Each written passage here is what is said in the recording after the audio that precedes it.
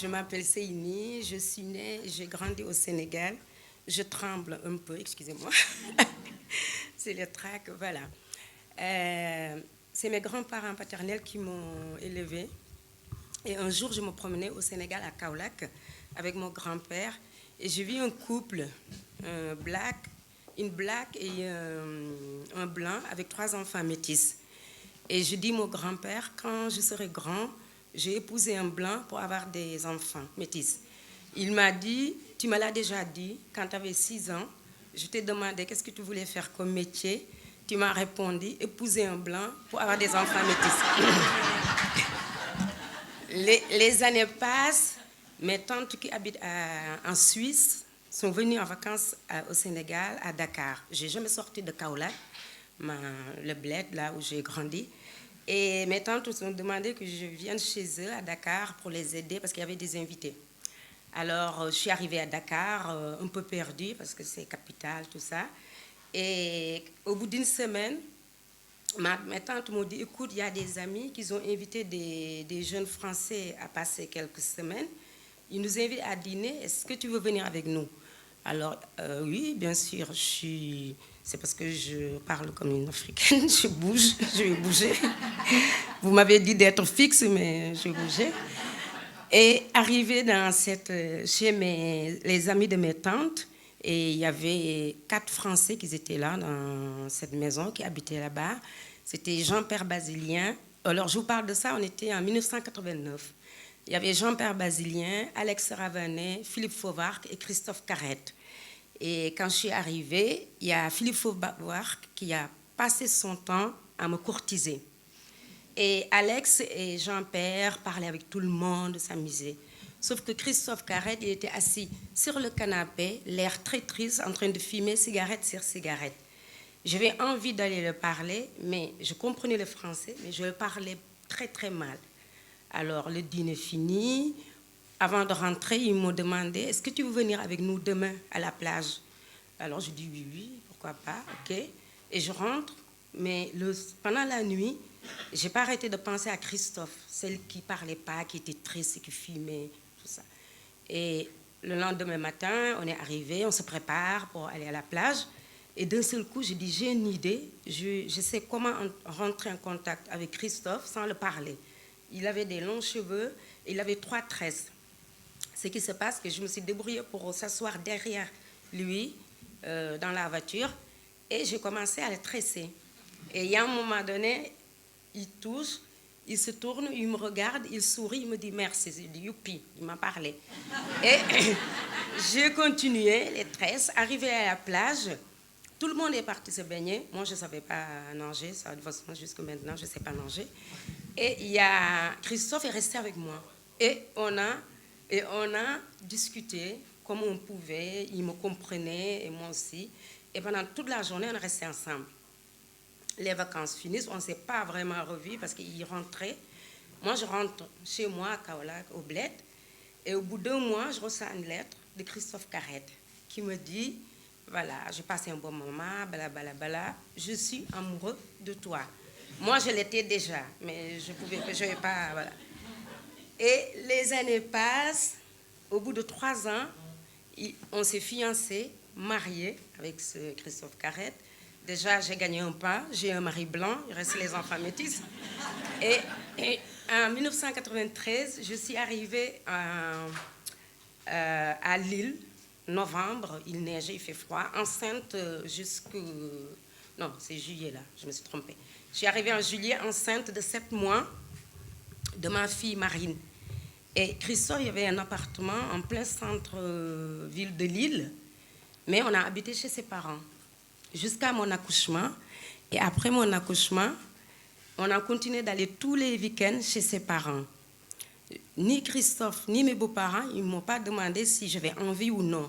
Pourtant, moi, j'avais envie des fois de passer un week-end ou 2 avec ma fille et mon mari. Mais c'était comme ça. Et comme j'ai toujours été quelqu'un qui a toujours obéi et faire ce qu'on attendait de moi, j'ai continué. Mais j'ai toujours aimé les week-ends que j'ai passés chez mes beaux-parents, avec mon mari et ma fille. Et la vie continue comme ça continue comme ça. Au bout de 6 ans, je retombe enceinte. Et j'ai fait un autre enfant. Entre guillemets, j'ai eu une fille qui s'appelle Marine, une métisse magnifique, très belle, comme je voulais. Et j'ai fait une deuxième fille, Margot, qui est aussi métisse. Entre-temps, il y avait mon fils que je vais au Sénégal, qui est revenu nous rejoindre. Alors, on a 3, magnifique famille. Ok, Christophe, des fois, il n'allait pas très bien, mais voilà, pas alarmant. Et on achète une maison, on s'installe vraiment. On continue tous les week-ends d'aller chez mes beaux-parents, toujours pareil. Et jusqu'à que ce fameux week-end de mois d'avril où Christophe allait très très très mal, le jeudi, le vendredi et le samedi. Mais comme je communiquais beaucoup avec mes beaux-parents, ils étaient au courant que ça n'allait pas. Et ils l'étaient depuis que Christophe avait 15 ans. Je vais vous la faire courte. Et le samedi 21 avril, et Christophe ne se levait pas, il ne voulait pas se lever, il ne voulait pas manger.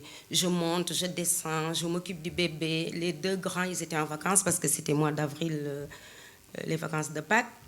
Et il y a un moment donné, je l'entends se lever, il est 14 heures. Je monte, j'ouvre la salle de bain, je le trouve dans la salle de bain. Il me dit, il a rempli le baignoire d'eau, il a le sèche-cheveux. Il me dit, sors avec le bébé parce que j'ai explosé la maison. Je dis, arrête s'il te plaît, arrête Christophe, fais pas ça. Il me dit, je suis sérieux. Je descends, comme d'habitude, je communique beaucoup avec mes beaux-parents. J'appelle mon beau-père, je dis tonton, je l'appelle tonton comme en Afrique.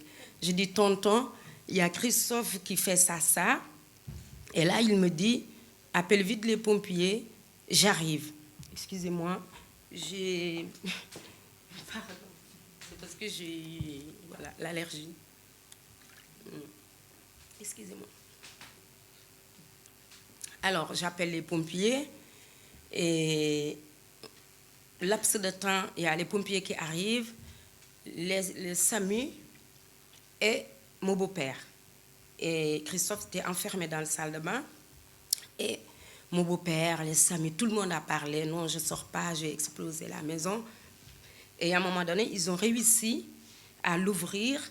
Ils l'ont plaqué et ils l'ont foutu des menottes et ils l'ont amené. Je disais que c'était en 2001, ça fait 19 ans et cette image me hante tout le temps, souvent en tout cas. Et là, c'était samedi, ils sont partis, mon beau-père est rentré, il me dit c'est bien, ils vont le soigner et tout. Alors je reste seule avec mon bébé qui avait 9 mois et le lendemain dimanche, 22 avril, je pars le voir à l'hôpital psychiatrique de Saint-André. Je prépare son sac, cigarettes, argent, pyjama, effet de toilette, tout. Et quand j'arrive à l'hôpital, les médecins me disent, tu ne peux pas le voir parce qu'il est surveillance plus. Ok, je rentre tranquillement chez moi. Et j'avais ce truc où la maison, il y a une atmosphère qui était froid. J'avais froid, je tremblais. Il y a quelque chose qui n'allait pas, que je n'arrive pas à décrire, mais voilà. Je m'occupais des bébés mollement, pas bien du tout. Et puis voilà, j'étais seule. Vers 20h, je couche le bébé et je m'assois sur mon canapé. Je regarde la télé sans le voir. Il y a quelque chose qui ne va pas. J'ai froid. Et vers 21h, il y a mon téléphone qui sonne. Je décroche. Et oui, c'est l'hôpital psychiatrique de Saint-André. Votre mari vient de se pendre. Je lui dis, mais tu rigoles? Il me répond, non, je rigole. Comment on peut rigoler de ça? Je dis, mais c'est comme ça que tu me l'annonces, je suis toute seule avec mon bébé. Il me dit, je suis désolée. Je lui dis, surtout, appelle pas ses parents, parce qu'ils sont seuls et c'est leur enfant unique, c'est pas leur fils unique, c'est leur enfant unique.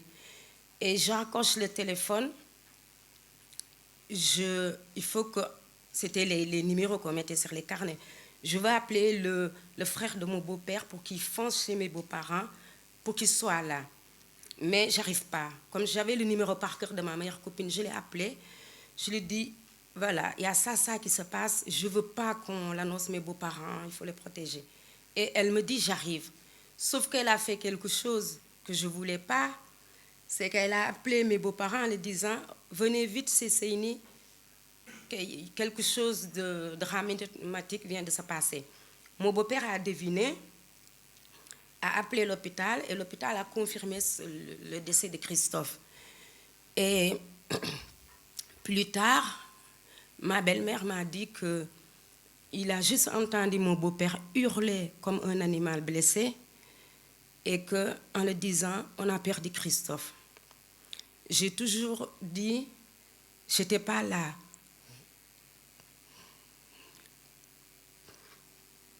Je n'étais pas là quand mon beau-père a hurlé, mais je sais exactement quel genre de hurlement. Parce que je suis mère et je peux ressentir ce qu'on ressent quand on perd de son enfant, surtout son enfant unique. Et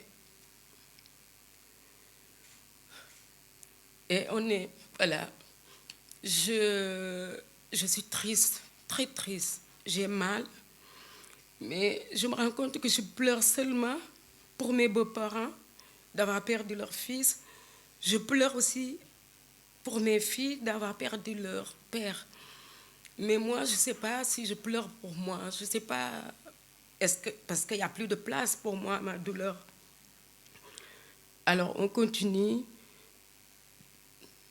L'enterrement, tout, c'est comme si c'est pas réel. C'est pas réel. C'est, voilà, c'est... Je sais que je regretterai toute ma vie sur les conseils de mon beau-père d'appeler les pompiers. Parce qu'ils l'ont juste amené à finir ce qu'il avait commencé.